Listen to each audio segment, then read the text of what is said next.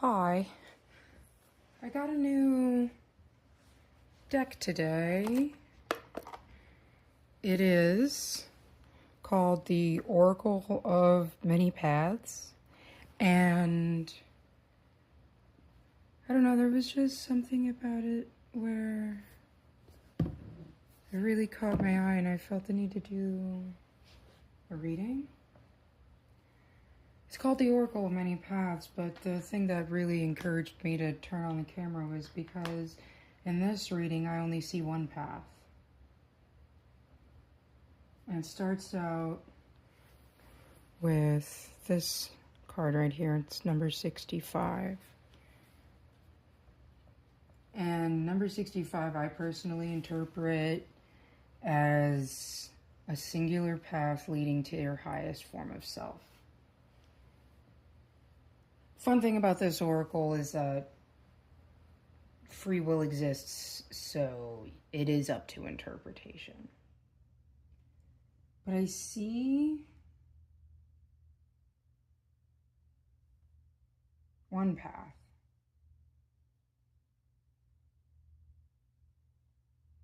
One path that I guess matters, for lack of a better word. Number 14 is a maze, right? And the thing about mazes, let me see if I can focus on it. Yeah, no. So number 14 is a maze card. And the thing about mazes is there's realistically only one way to the center. Only one way to finish the maze, right?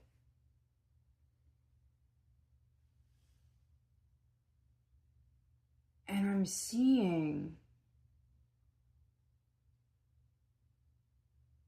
there's only one path through the maze that you're in. But it's weird because it's showing me like the path is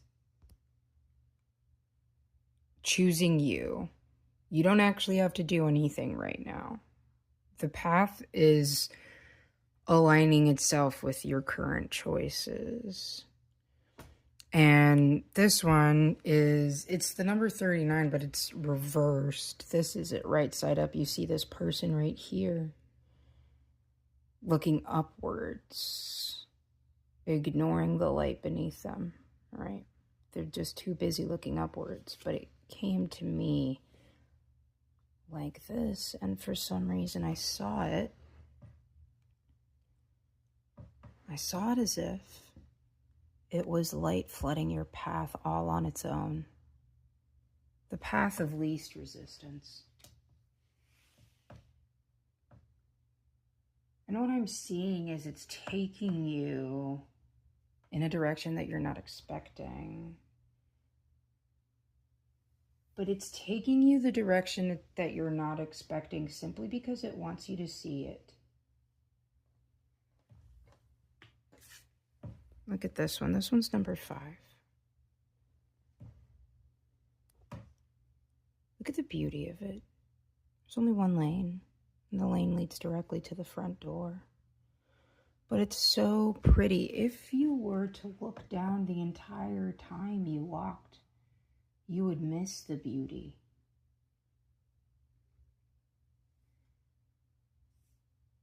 And I'm seeing, look at this summit. Look at this summit. There's only one way to the top. And when you get to the top, when you finally reach that top, I see infinite bounty.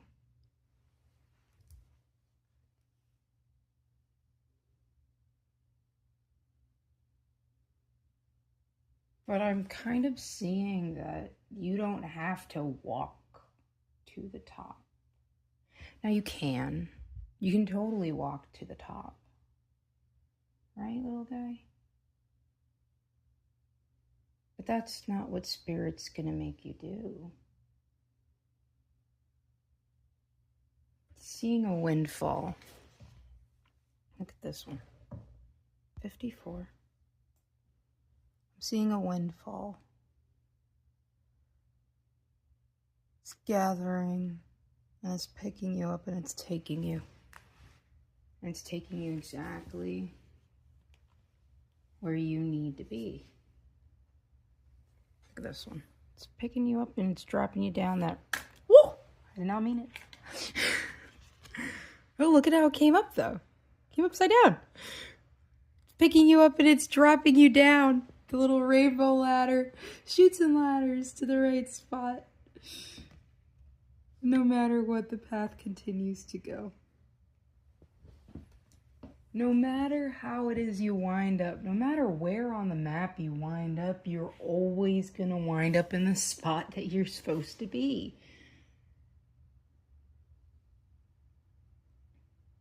Always going to wind up in the space that you're supposed to be. And I'm catching that sometimes it can get to be a little bit uncomfortable. Which I don't particularly blame you at all, you know?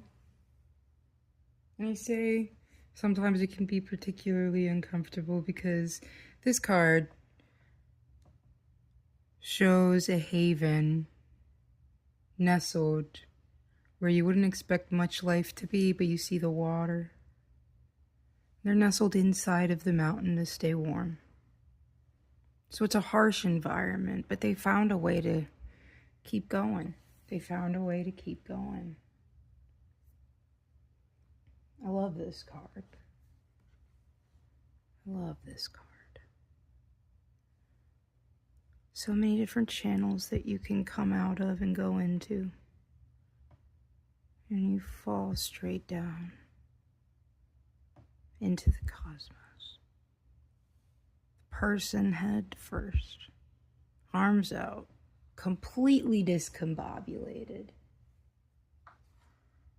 And it's so you wind up here.